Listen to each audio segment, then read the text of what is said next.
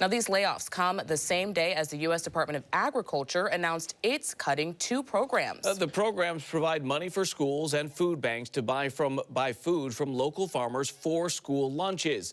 13 WHAM Stephen Pappas tells us Rochester's largest food bank says it is ready for whatever comes its way. Stephen, good evening. Yeah, Matt and Karen, good evening. Foodlink says while they are now prepared, there is concern for what could be down the road.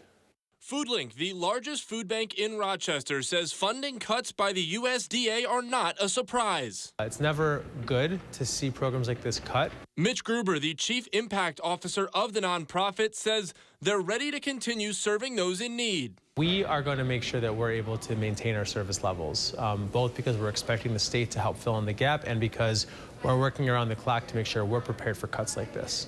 The Agricultural Department announced Tuesday it's cutting 2 programs that provide money for schools and food banks to buy food from local farmers. Gruber says those farmers are the ones who supply Foodlink's fresh foods. More and more every year of what we're buying is from local farms. A lot of the money that was cut today is used on local dairy product.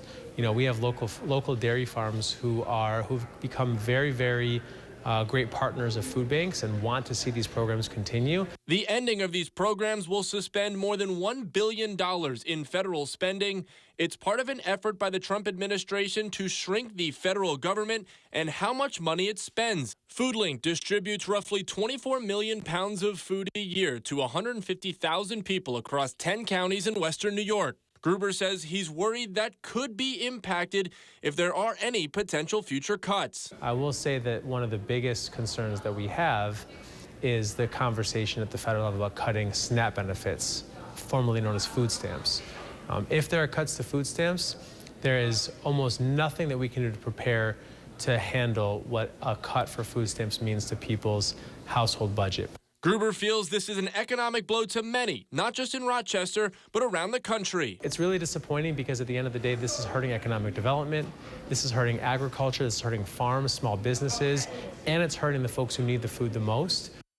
Gruber also tells me that there is a way for you at home to donate and help keep their shelves full. A link on how to do so will be included in this story on 13wham.com. Karen?